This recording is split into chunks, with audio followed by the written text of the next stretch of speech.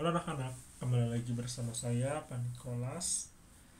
Anak-anak, kita sudah sampai pada pelajaran menghormati milik orang lain.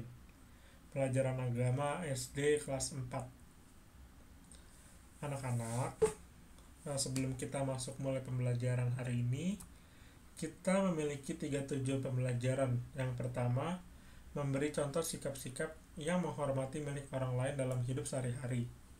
Yang kedua, menjelaskan ajakan menghargai milik orang lain menurut kitab suci. Menurut kitab Keluaran 20 ayat 1 sampai dengan 17. Dan yang ketiga, menjelaskan pentingnya sikap menghormati milik orang lain. Sebelum kita masuk ke pembelajaran, ada baiknya kita berdoa pembuka dulu. Semua mengambil sikap yang baik. Marilah kita bersatu dalam doa dalam nama Bapa dan Putra dan Roh Kudus. Amin. Allah Bapa yang Maha Kuasa, Engkau memberikan kepada kami segala sesuatu yang kami miliki. Bantulah kami agar dapat mempergunakan barang yang kami miliki untuk kesejahteraan bersama. Demi Kristus Tuhan dan pengantara kami. Amin.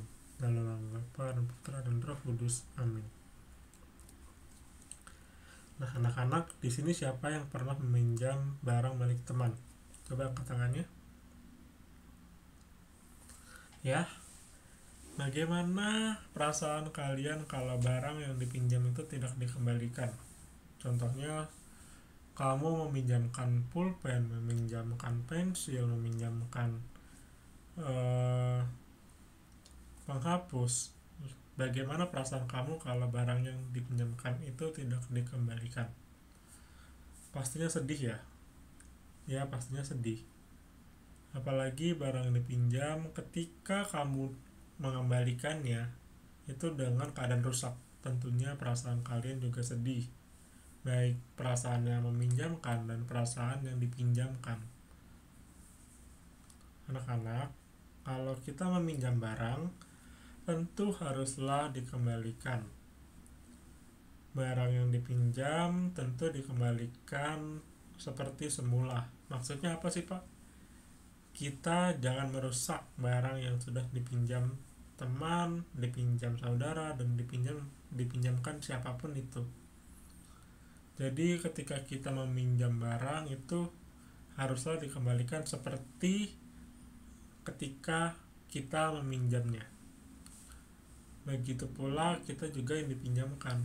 Yang dipinjamkan itu tentu akan senang kalau barang yang dikembalikan itu utuh dan kembalinya dengan baik, dalam keadaan yang baik, bukan dalam keadaan yang rusak. Anak-anak, ini ada video tentang Musa menerima 10 perintah Allah. Disaksikan ya.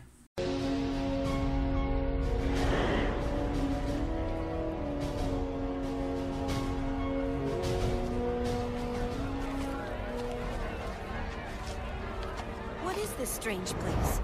The place the Lord first appeared to me. Moses, God wants me there, again. I'm afraid. Don't be.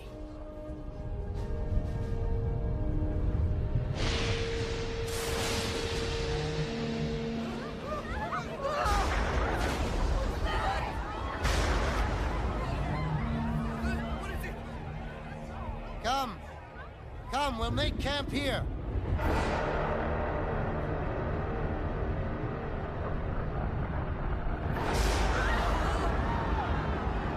Can you not hear it?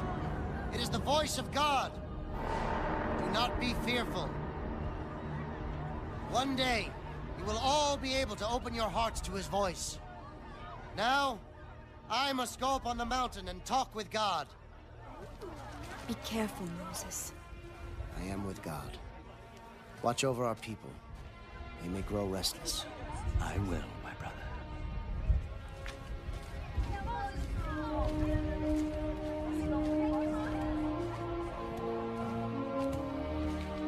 I'm coming with you. Now I feel safer.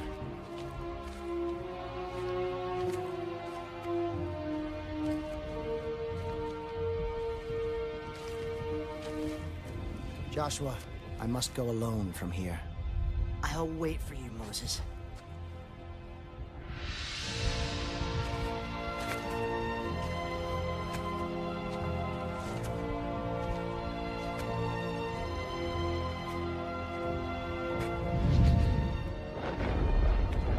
And he climbed up into the thick cloud where God was.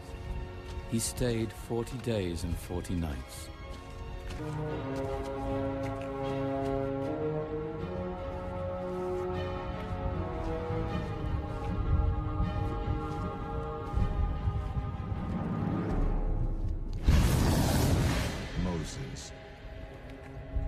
Moses, I give to you the way to live. I give to you my 10 commandments. Remember them. Teach them. Teach them for the rest of time.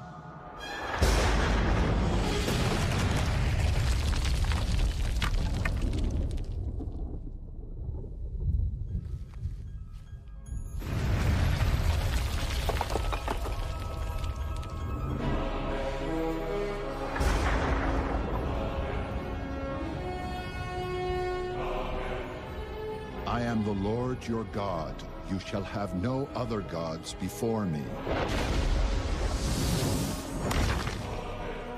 You shall not worship false gods. You shall never take my name in vain. You shall keep the Sabbath day holy. Honor your father and your mother. You shall not murder. You shall not commit adultery. You shall not steal. You shall not lie. You shall never want what belongs to others.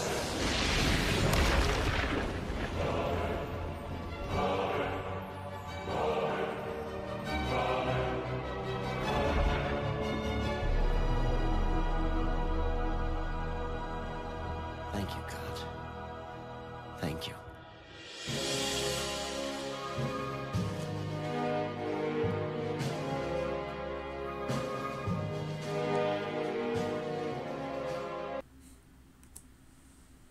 Nah, anak-anak, dari video tersebut kita melihat bahwa Musa menerima 10 perintah Allah.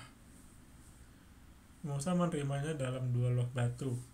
Isi loh batu yang pertama adalah jangan menyembah berhala, berbaktilah kepadaku saja, dan cintailah aku lebih dari segala sesuatu. Yang kedua, jangan menyebut nama Tuhan Allahmu secara tidak hormat. Dan yang ketiga, kuduskanlah hari Tuhan. Lalu isi loh batu yang kedua adalah hormatilah ibu bapamu, jangan membunuh, jangan berzina, jangan mencuri, jangan bersaksi dusta, jangan mengingini istri sesamamu secara tidak adil, dan yang ke-10, jangan mengingini milik sesamamu secara tidak adil.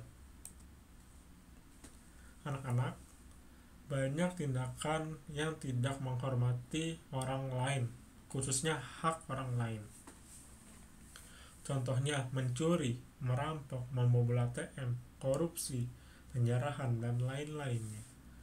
Penjarahan mengerti ya maksudnya? Maksudnya adalah mengambil secara paksa barang milik orang lain. Itu penjarahan. Biasanya perilaku tersebut dilatar belakangi rasa serakah dan tidak pernah puas. Jadi orang-orang yang melakukan pencurian, merampok, membobol ATM, korupsi, penjarahan, dan lain-lain itu mereka tidak puas terhadap apa yang mereka miliki. Mereka serakah, mau punya barang milik orang lain, entah untuk apapun itu, tapi mereka serakah dan tidak pernah puas terhadap apa yang mereka punyai. Sikap dan perbuatan ini dapat merugikan orang lain. Tentu, bukan dapat lagi, tentu merugikan orang lain. Contohnya saja korupsi. Korupsi itu sangat merugikan rakyat dan masyarakat. Contohnya saja korupsi. Korupsi itu sangat merugikan masyarakat. Pembobolan ATM, penjarahan, pencurian, perampokan juga merugikan sesama kita. Hal ini tidak sesuai dengan keadilan. Bersikap adil berarti menghormati hak milik orang lain, karena adil berarti memberikan kepada orang lain yang sesuai dengan haknya. Jadi orang memiliki hak 5, ya kasihlah 5. Orang yang memiliki hak 10, berilah mereka hak 10. Jangan dipotong. Orang yang memiliki hak 5 diberi hanya 3, itu tidak sesuai dengan haknya. Orang memiliki 10 hak ditarik menjadi 5 hak doang, itu tidak sesuai dengan haknya. Lalu kita memiliki kewajiban untuk mengembalikan barang milik orang lain ketika kita meminjamnya. Jadi contoh yang pertama yang tadi, sikap-sikap menghargai itu adalah mengembalikan barang pinjaman. Dan yang kedua, kita perlu mengembalikan barang pinjaman itu dalam keadaan yang baik.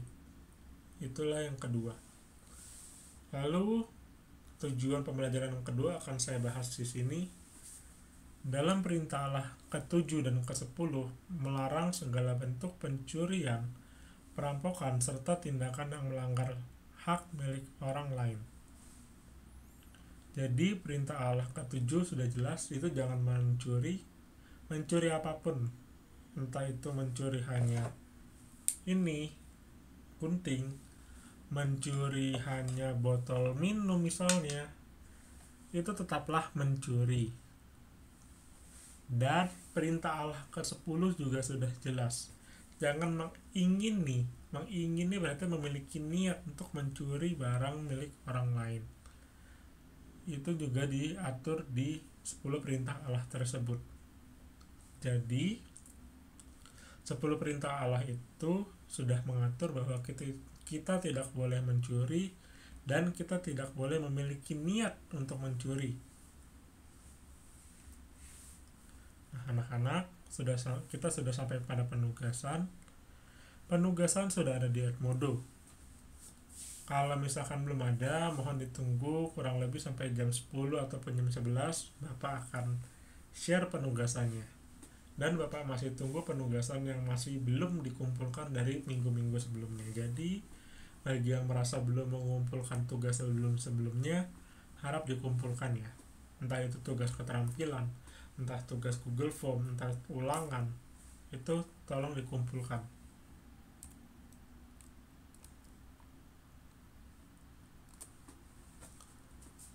Nah, doa penutup, anak-anak, kita sudah sampai pada doa penutup. Marilah kita bersatu dalam doa. Dalam nama Bapa dan Putra dan Roh Kudus. Amin. Ya Bapa yang Maha Penyayang, terima kasih karena Engkau selalu memberkati kami di sepanjang hari. Bapa, bantulah kami agar dapat menghormati sesama kami. Bantulah kami agar dapat lebih menghormati hak orang lain. Bapa, bantulah kami untuk menghormati barang milik orang lain. Semua ini kami satukan demi Kristus Tuhan dan pengantara kami. Amin. Dalam nama Bapa dan Putra dan Roh Kudus. Amin. Sampai jumpa semuanya. Dadah.